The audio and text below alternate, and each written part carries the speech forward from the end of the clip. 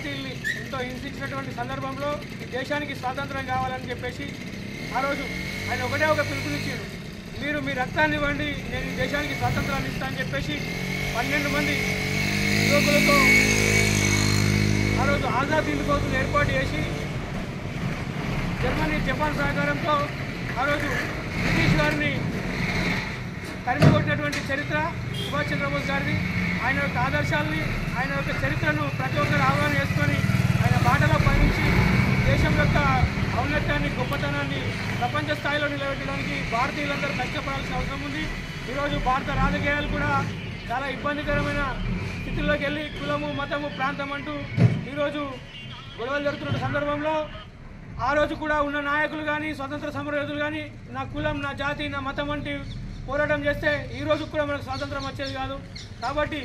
దేశంలోని యువత కానీ, దేశంలోని ప్రజలు కానీ ప్రతి ఒక్కరూ ఈ దేశం యొక్క ఔన్నత్యం, ఈ దేశం యొక్క చరిత్ర